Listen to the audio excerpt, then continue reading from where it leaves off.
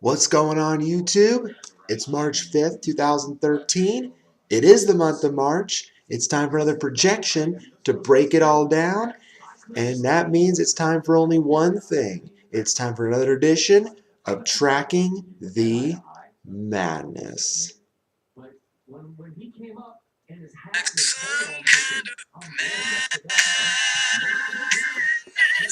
Was taking control.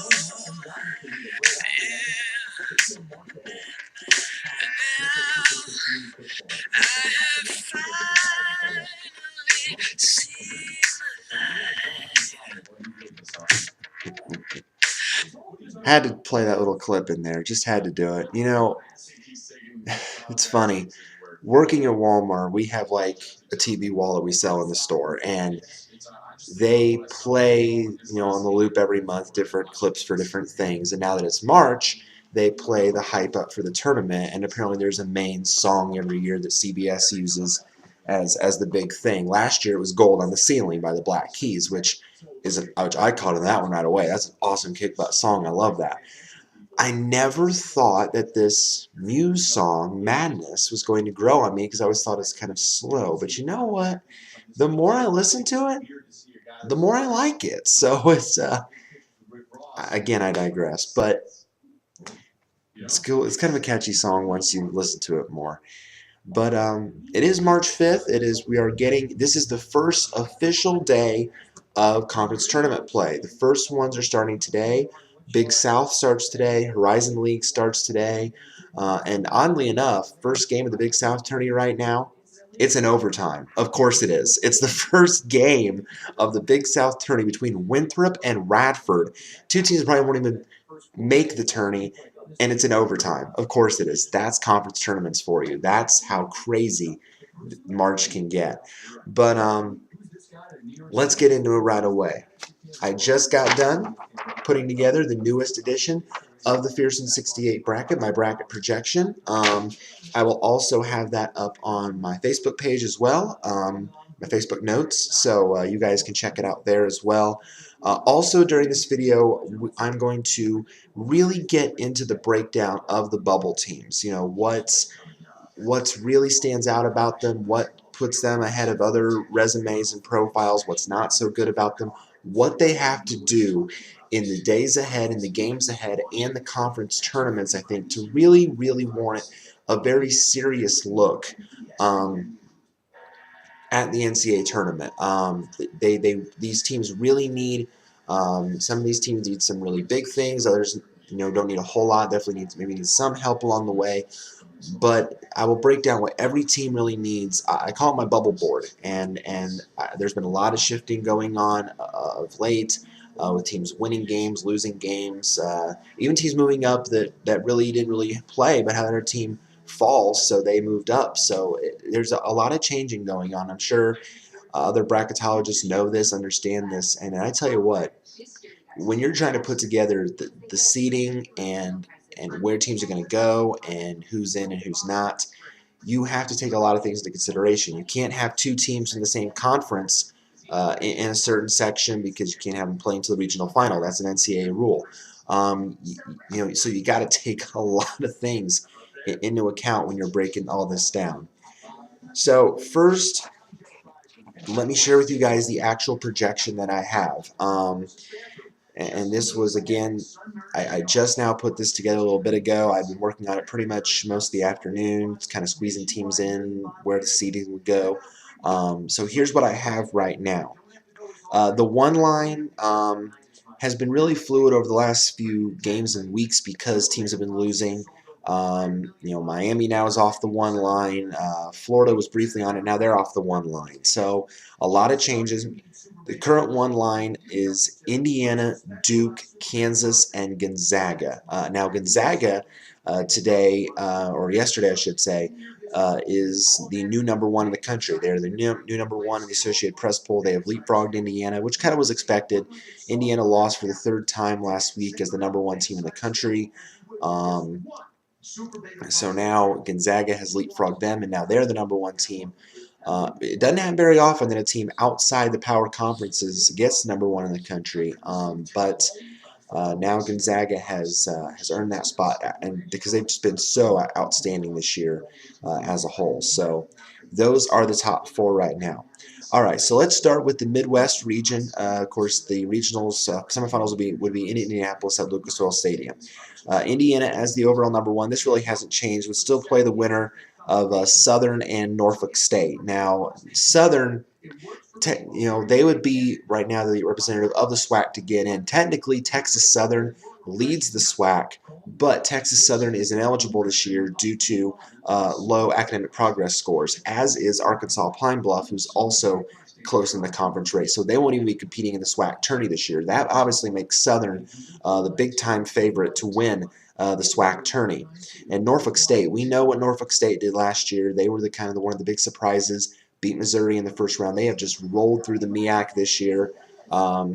So they would be in that one of those 16 play-in games in the first round in Dayton against Southern, the winner to play Indiana. And I tell you what, if Norfolk State were to pull another stunner this year and beat IU, that would definitely probably bust a lot of brackets around the country. That would be the first 16 to beat a one, so it would be history. The 8-9 matchup I have NC State against Oklahoma. Two very close, very similar teams. They both have played really well this season. Um, the numbers are very high for both of them, so I think that'd be a real intriguing. The 8-9 matchups always are very intriguing, very hard to pick.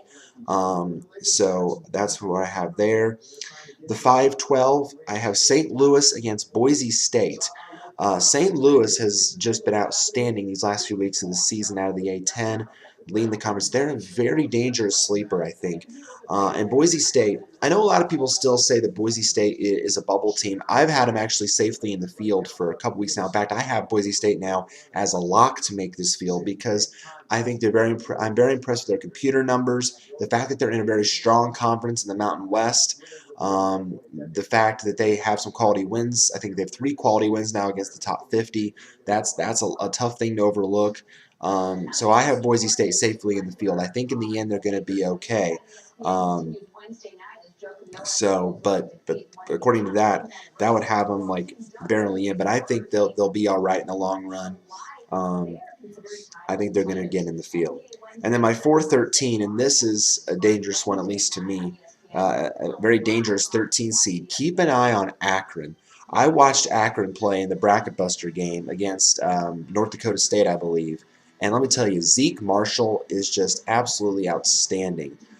He truly is one of the better players, not just because of his size, but he's just one of these like be-all players that can do a lot of different things. So keep an eye on Akron. I have them playing Marquette. And the Big East is going to get a lot of teams in this year, obviously. But I think anyone that draws Akron is going to be very, very tough out for whoever plays the Akron Zips. My 6-11 matchup in that same Midwest region is Oklahoma State against Middle Tennessee. Middle Tennessee, by a lot of people's standards, would probably have to win the Sun Belt Conference to actually ensure themselves of an automatic bid. Their profile's not great enough for them to warrant an at-large look. So I think by a lot of people, Middle Tennessee would probably just be the safe thing for them to do. Would be to just go through the Sun Belt tourney and win it. Unlike last year, where they lost. They did the same thing last year. Middle Tennessee ran through the Sun Belt season, but then they lost in the conference tournament and they didn't get a bid. So this year, same thing to do for again is in the same position. Middle Tennessee win the conference tournament and ensure themselves of a bid. They're a very good team. The 3-14, I have Michigan against Valparaiso. A lot of people have, and I've heard it lately, especially from Colin Coward of ESPN, who I watch all the time, has really doubted Michigan and the Big Ten as a whole because the Big Ten has kind of had this beat itself up mentality all year. Everybody's beating each other in the best RPI conference in the country. And Colin went on a show and guaranteed that no Big Ten team, except maybe Indiana, would get past the second round, which I don't know about that. There's a lot of good teams in the Big Ten. Granted, I'm from Big Ten country, so I guess I'm being a little bit biased when I say this, but the Big Ten's a very good conference, but they said the thing about Michigan was that there's just too much Trey Burke. Heck, he's the only big playmaker and no one else to really back him up behind it. So that could be an issue. going forward, but we'll see. I have them go right now going against Valpo in the first round out of the Horizon League.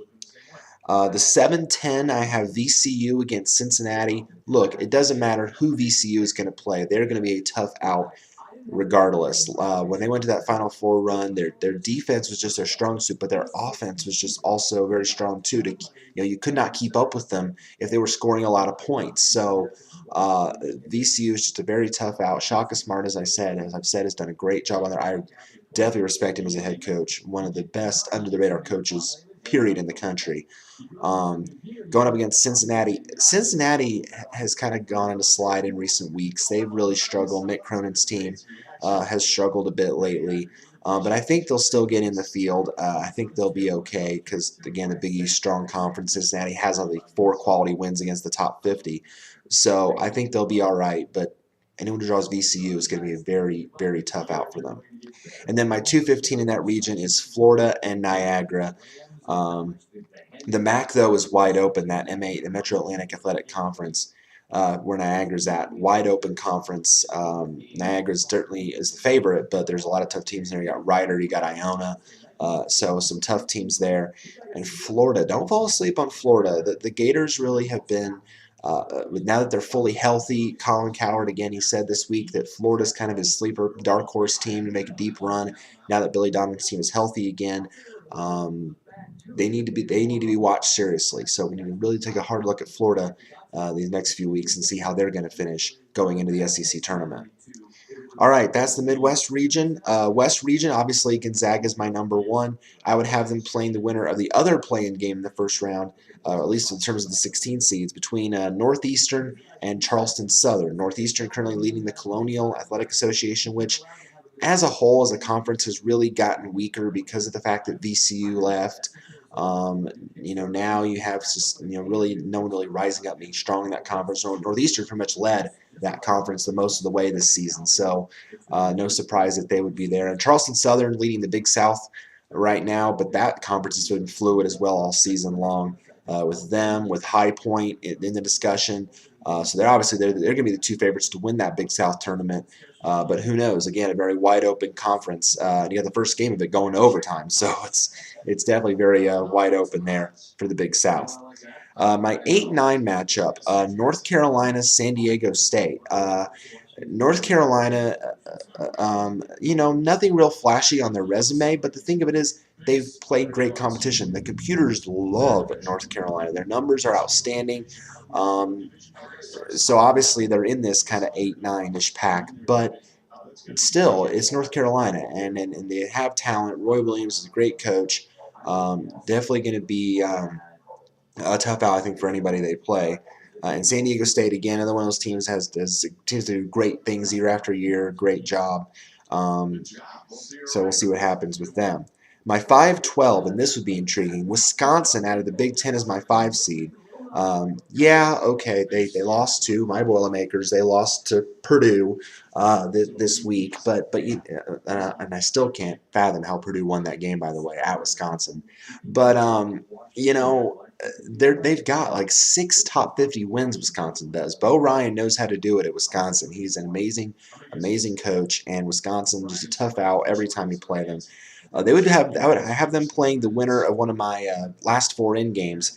That would be Kentucky against Iowa State. Very intriguing matchup there.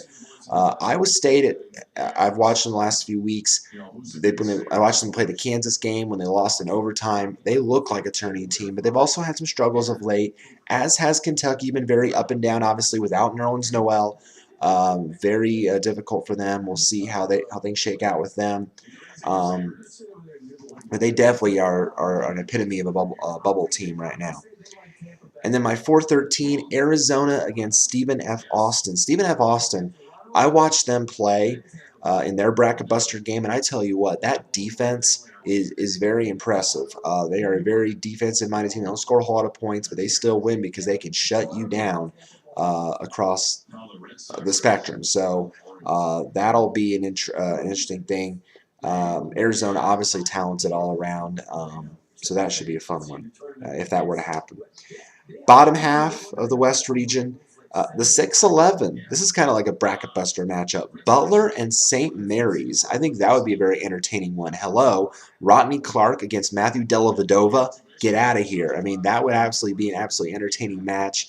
Um, Brad Stevens going up against that St. Mary's team. It's always entertaining to watch in terms of offensive play.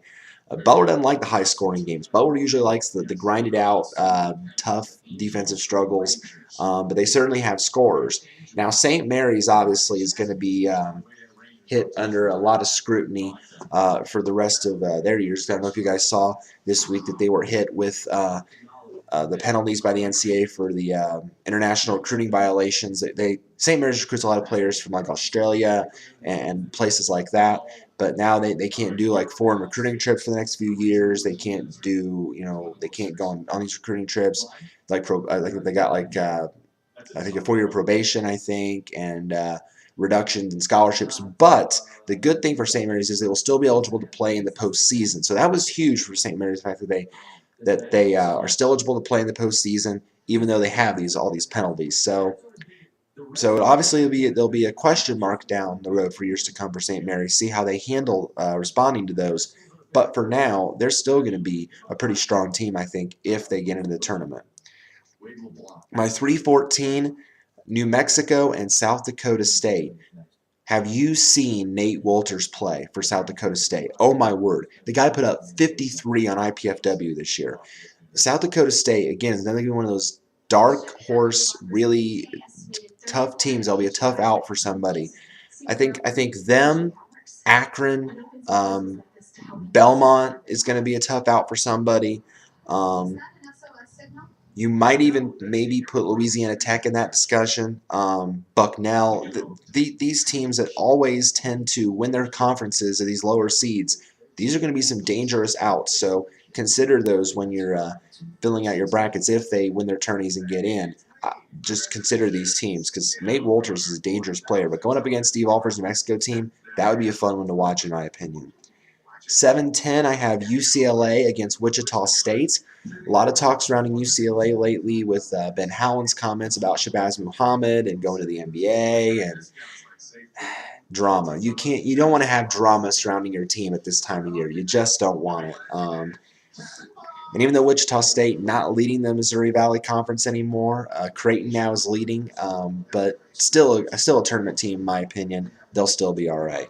And then my 215 is Louisville and Montana.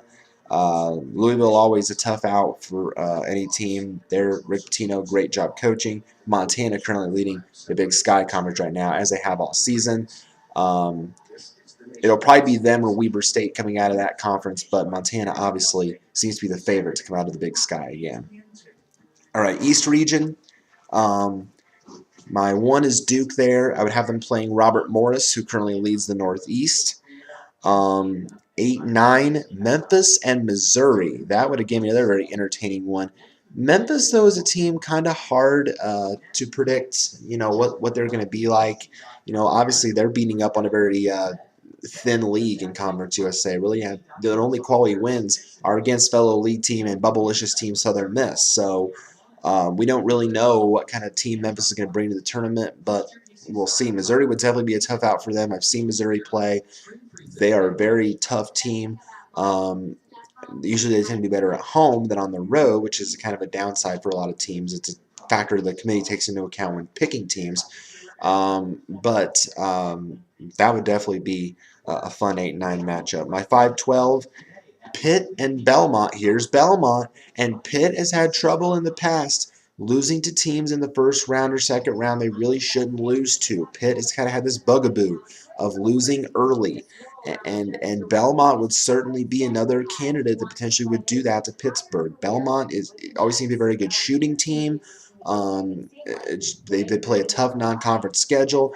They know how to play against the big teams, so that would definitely be a tough out for Pitt. And my 4-13 would be Ohio State and Bucknell. Again, Bucknell out of the Patriot League, another kind of scary team. The RPI is pretty high. That would definitely not be an easy test for Ohio State. Bottom half, 6-11, Minnesota Temple.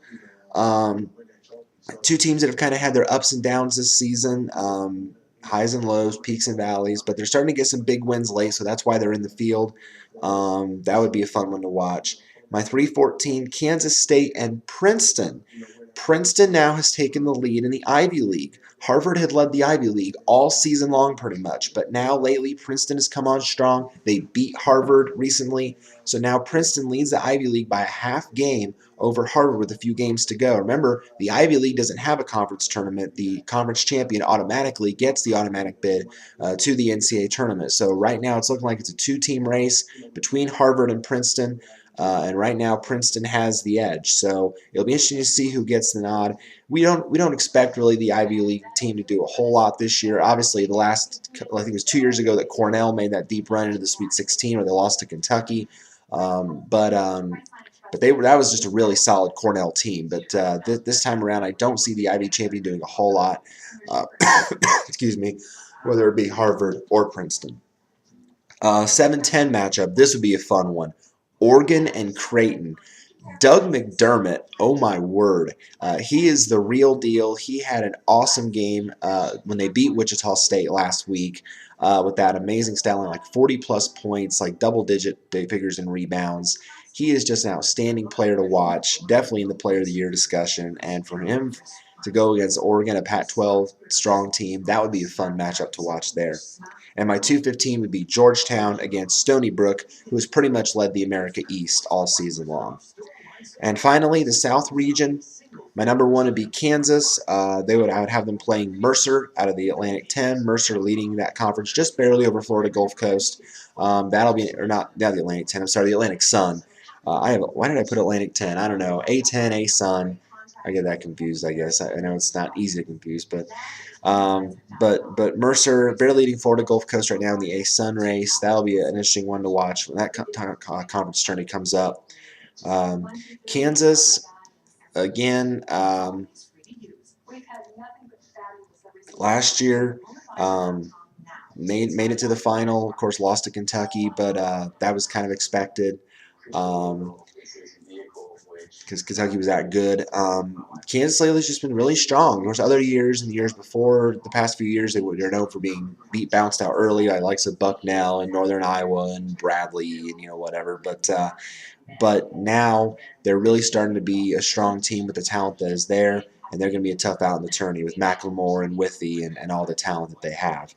My 8-9, Illinois, Colorado. That would be a very entertaining one. Illinois has looked great at times this year. They have some great wins. Colorado has always been a solid team. Last year when they made the tournament, when they made that great run to the Pac-12 tournament to win it to get into the NCAA. They were not expected to be an NCAA team last year until they won the Pac-12 tourney. And I think they even got a first-round win, or second-round win. But now they look solid. They're going to be all right. I think they're in. 5-12, I have UNLV in the Mountain West as a 5 seed going up against the winner of my other last four-in game, which is Villanova and Virginia. These two teams have really come on strong of late with some good wins. Villanova has definitely been on fire, kind of like Cal. They've been really hot. There's the time. I'm watching Scott Van Pelt and Russillo on ESPN News right now. It's cool that they're set. They have all these different helmets of teams, and they have ones on there you don't expect sometimes. And today on there they have Georgia, Tennessee, Alabama, Mississippi State. They have all these SEC teams. Then you have Texas, and they have the Towson one on the end, which is really cool. I'm a sucker for cool logos, and I digress again. I'm sorry. So Villanova, Virginia. And Virginia, yeah, I know that they followed up that win over Duke with the loss to Boston College. I get that. They're like the last in right now. If they were to falter again, someone could easily, like a Tennessee or an Alabama or a Mississippi, move up in a discussion. So Virginia right now very much on the edge of things, but they have four quality wins against top 50 teams, which is huge. So and they're 7-2 against the top 100. You can't ignore that. Granted, yes, they have a lot of bad losses, but you also can't ignore those quality wins. So very similar profiles, those two. And my 4-13 would be Syracuse against Louisiana Tech. La Tech, of course, leading the WAC. They've led the WAC mostly all the way all year. I think they're still undefeated in the WAC, or they have one loss. Either they're undefeated or they have one loss. And obviously we know how good Syracuse is. Jim Boeheim does an outstanding job there. We know how good they are. Bottom half in the South, Colorado State and LaSalle would be my 6-11 matchup. Um, LaSalle has really kind of snuck in of late and made a good run through the A10. They beat Butler and VCU, I think, in back-to-back settings and got some quality wins there. So they're definitely looking like a definitely like a tournament team. Colorado State, we know how good they were. They got a win last year, first round against Murray State, I believe, and then lost second round. But definitely going to be a tough out there. My 3-14 will be Michigan State against Davidson. Davidson obviously leading the Southern Conference, usually comes out of that league. Um, we know the deep run they had when they made it to the all the way to the Elite Eight when they lost to Kansas. Steph Curry leading that team. Um, but but obviously we'll see what happens when they get to the tourney. But Michigan State, that would be a very tough out for them, though. 7-10, that would be a fun one that I have here. Notre Dame and Cal. Cal has been one of the hottest teams of late with Alan Krabby and the way that he has played of late. And Notre Dame obviously gives it all they got for the Big East every night. So that would be a fun one. My 2-15, finally, Miami, who's I know had some tough times of late. But I think they'll still be all right against Long Beach State coming out of the Big West. All right, that's my recent projection for you guys. Now what we're going to do, going a little bit different tangent here, I'm going to break down the bubble board. I'm going to break down the bubble teams, where they're at right now, the way I see them going forward. What's the good things about them? What's the bad things? That kind of thing. Um, and where these teams stand up going forward. So let's take a look at each of these profiles. Right now, the three teams that I have on the board that I have as should be in teams, I have all of them on the 11 line right now, and that's St. Mary's, Temple, and LaSalle. All of these teams are 20-win teams, all of them in pretty strong conferences. Obviously, got St. Mary's in the West Coast with Gonzaga there. You've got Temple and LaSalle out of the very strong Atlantic 10 conference with the likes of Butler and VCU and St. Louis. St. Mary's, this is a 26-win team, and you would not think that a team like this would miss the tournament or even be considered to be on the bubble board. But here's the thing. Their strength of schedule is a plus 100. It's a 114 SOS. Obviously, playing in a weaker mid-major conference, you're going to have a weaker strength of schedule. But the reasons why they should be against the top 100, they're 7-3. That's a very strong top 100 record. They're 9-1 their last 10 games. They're 9-2 in road games. That the committee takes a good hard look at your road record. That's one factor they definitely take into account. The only bad thing is they only have one top 50 win of note. They're 1-2 against the top 50, so they haven't had a lot of opportunities to play the best teams. But because of all those other factors, I think that is why that St. Mary's should be in the field. I think, obviously, it'd be nice for St. Mary's to not suffer a bad loss in the West Coast Conference tourney if they are going to honestly get in this field. They just can't afford a misstep. But I think it's going to be, it'd be a shock to me if it were not Gonzaga and St. Mary's meeting in the West Coast Conference final. I think everyone's going to expect that it's going to be that matchup right out of the box. But if they do stumble, then they're probably going to be maybe sweating a little bit, but I still think St. Mary's will be all right. Temple has definitely come on of late and really entered this discussion. They're 21-8 record. The numbers are still our top 50 caliber, 42 in the RPI, 50 in the strength of schedule, so really good there. The numbers across the board are all positives. They have 3 top 50 wins, 9-5 against the top 100, 8-2 in their last 10 games, a 7-4 road record, and an above 500 record, and a very strong A10. To me, right now, there's no reason that Temple should not be out of this field. I think Temple is definitely going to be very, very safe. If they make a deep run in the A10, I think that definitely would lock them in. I think, if they win a couple games in the A10 tourney, I think Temple will be okay. I think Temple is definitely looking like one of those teams where they're going to get in this field. So, again, that's why I have them in the should-be-in group. Same with LaSalle. 20-7 record. Again, the numbers pretty good. 45 RPI. The SOS is a tad high. It's at 89. Um, the only real thing flashy about LaSalle is, again, the last 10 games, they're a very hot team. They're 8-2 in their last 10, a strong 8-5 road record. The two wins against the top 50 I mentioned, 5-6 against the top 100, not great there. But again, here I think this is one where the positives outweigh the negatives a little bit. You're in a strong conference. You've shown that you can win on the road. You're hot. You're in a strong conference. I think LaSalle is going to be okay in the long run. I think they might have to do a little bit more than Temple, maybe beat some of the bigger teams in the conference tournament. But I think as a whole, even if LaSalle were to go out a little bit early, I think they'd still be okay. Excuse me. Goodness. I don't think. Oh, stop snowing already. I don't think a loss would drag down LaSalle's numbers enough to hurt them come the tournament. So for now, I think we keep them in as it should be in. All right, here's where the last four teams in stack up right now on the bubble board. You've got Kentucky, the 20-9 record, 51 RPI, 59 strength of schedule. Obviously, the big bugaboos on Kentucky's profile are their top 50 record. They're 1-4 against the top 50. They got the win over Missouri, and that was nice. And that was without Nerlens Noel. So they have shown that yes, they can play without him and they can win. But the road record is also a big question mark. They're 4-6 on the road. You don't want to have a losing road record. That's definitely a big bugaboo on your profile. But last 10 games, 7-3, that's really a helpful thing. And the fact that they're 11-5 in the SEC and they're in a strong SEC also helps. So I think Kentucky for now, what do they have to do?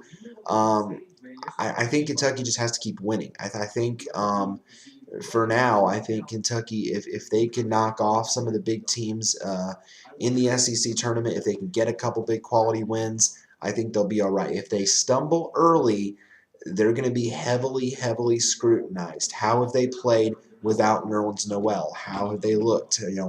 Is this inconsistency going to hurt them? So that would be a lot for the committee to take into account. But for now, I think Kentucky is okay because they don't have a whole lot of glaring negatives as a whole. Iowa State does, but the only reason that I have Iowa State still as one of the last four in is, again, they're in a pretty strong conference. They're in the Big 12, which is a pretty strong conference as a whole. Iowa State is 19-10. Numbers, pretty much bubble team numbers. RPI 53, SOS of 62. The big bugaboos, 2-7 against the top 50. If you don't take advantage of your opportunities to beat big teams, that really weighs down your profile. 5-5 in the last 10 games, 3-8 on the road. That certainly is not pretty either. So obviously not pretty by any stretch, but the matter is they do have some good win. They beat Kansas State, which is a great win. They beat Oklahoma. That's a great win. But recently they really missed some opportunities. They've lost to Kansas and two heartbreakers, both in overtime, I believe. So very, very tough there. But I think they look like a tournament team. I think I watched that second Kansas game, and I tell you what, you watch that game and you can't tell me that Iowa State's not a tournament team. I think they're very well coached. I think they do a great job, and I think right now they'll be all right. If they obviously it might take winning a couple games in that Big 12 tournament to make sure Iowa State's a little more secure. Obviously, if any of these teams, like from this point on forward, fall early, they are going to be heavily, heavily scrutinized by the committee if these teams go out early. So at this point, excuse me, the teams at this point now, where I'm talking now, if they lose early, it's going to be a big-time question mark for them as to whether or not they'll be in the field. So I think for Iowa State, though, they got to beat at least one big team, maybe two, to have a legitimate shot of being safe. Villanova, not safe by any stretch. Obviously, the record 18-12, not great. But the numbers love them. RPI 55, SOS of 31. That's a great strength of schedule. They have 4 top 50 wins, which I believe Louisville, Syracuse, UConn, Marquette, I believe are the 4 that Villanova has beaten.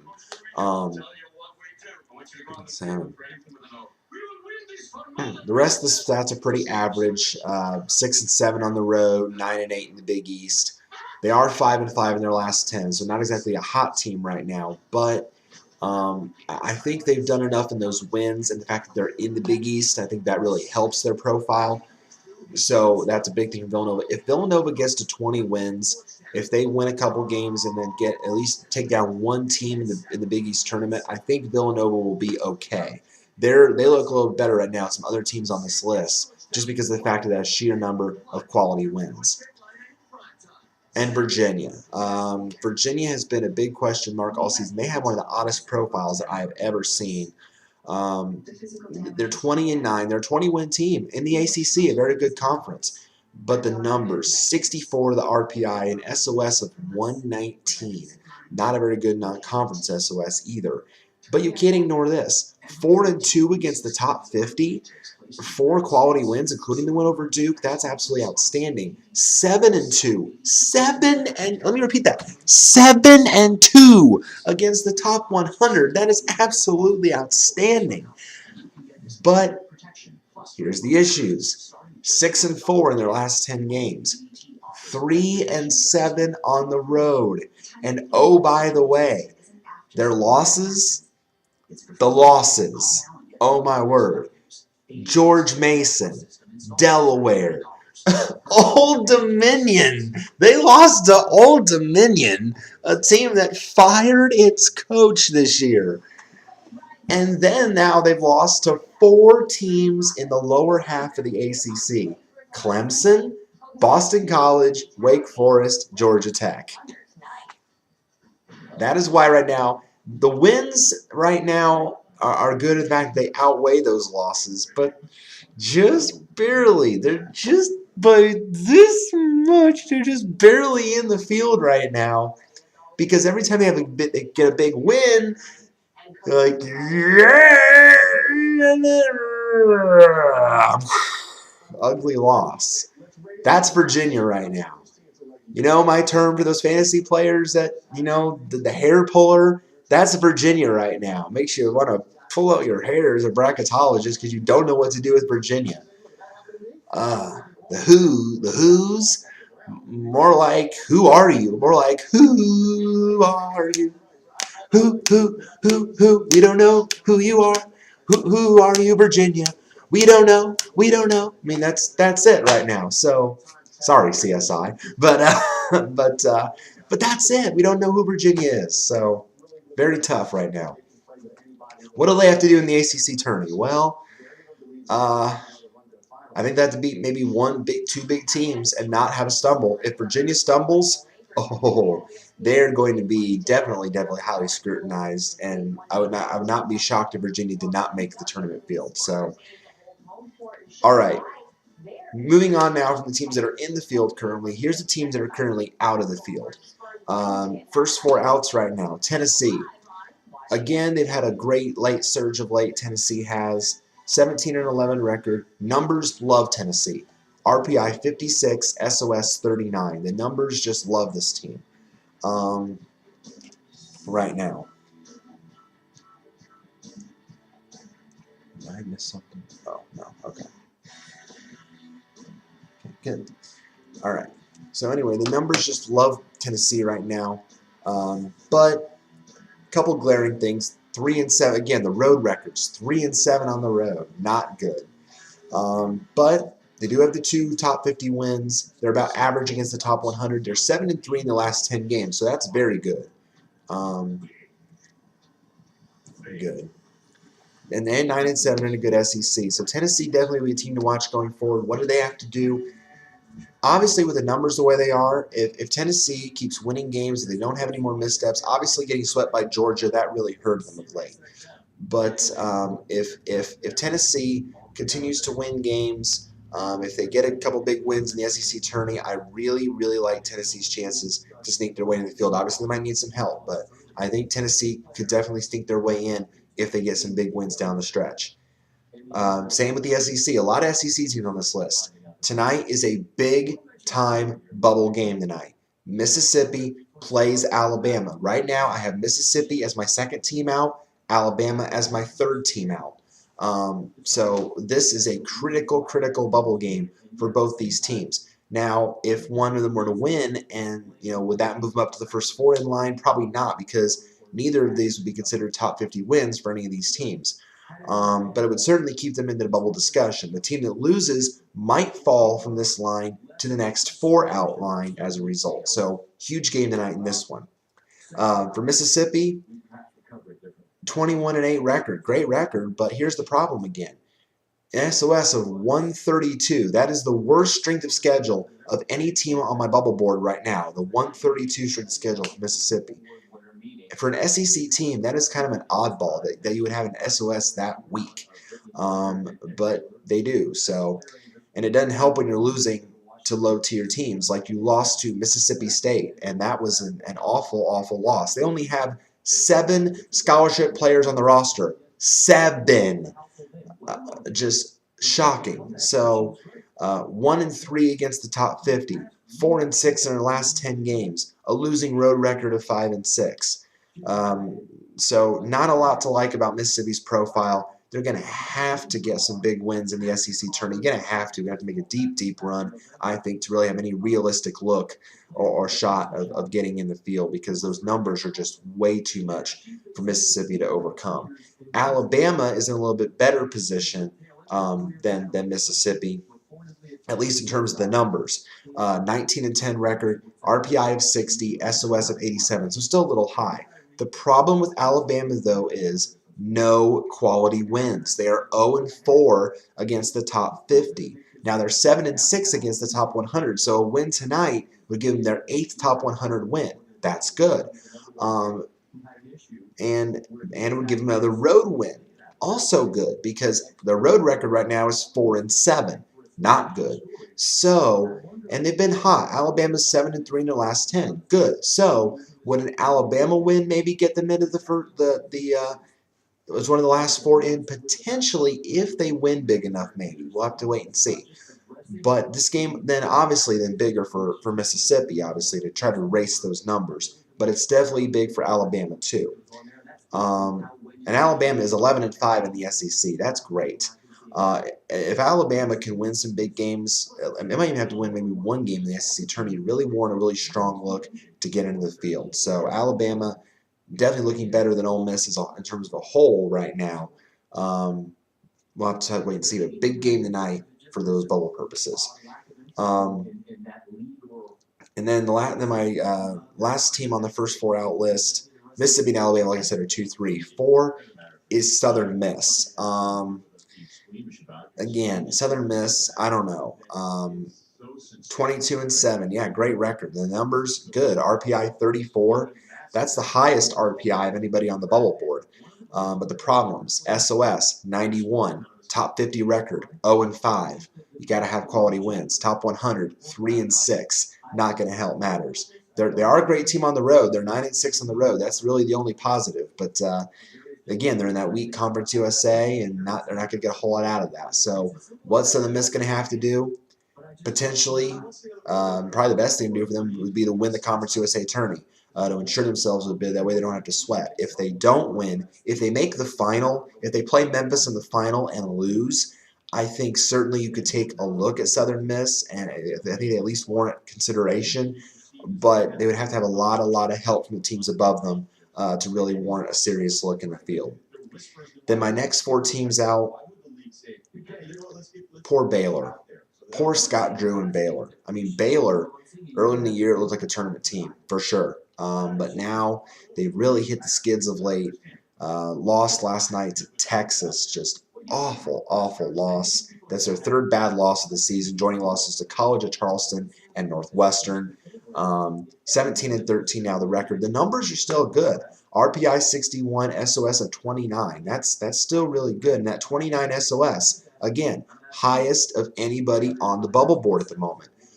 But glaring red across the profile.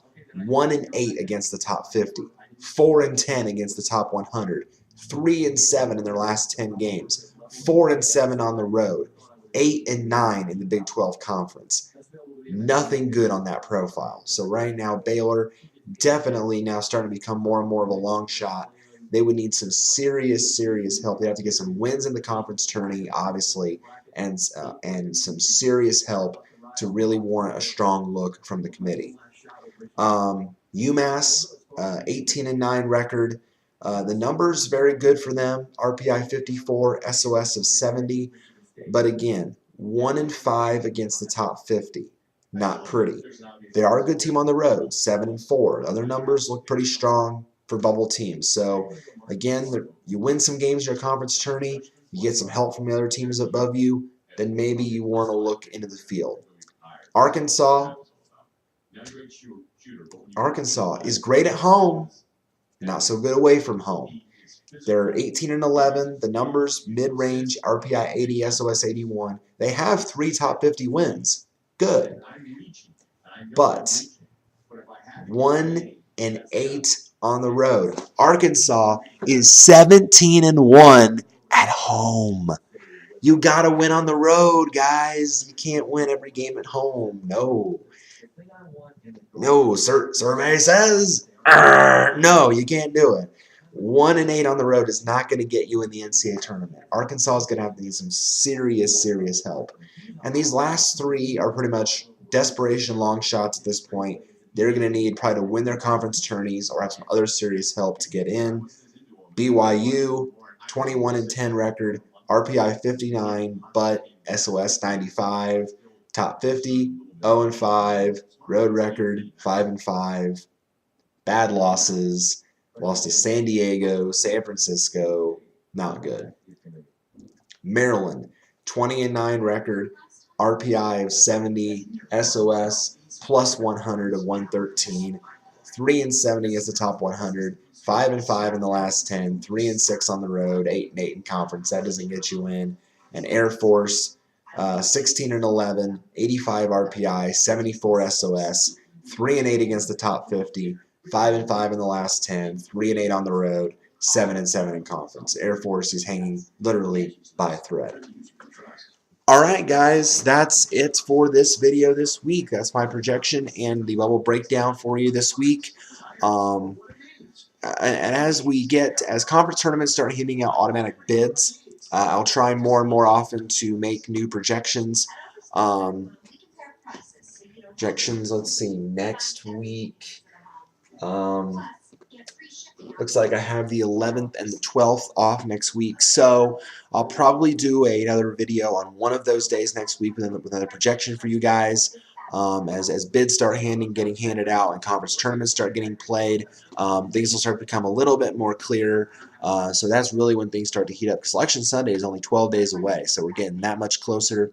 So again, if you have any comments or questions about who I have in or who you think should be in is different, or your take on a bubble team, please feel free to let me know in the comments down below or on my channel. Again, I'll try to answer as many as I can. Thank you guys again for your support, for your views, and have a great week and enjoy the madness. Thanks, guys.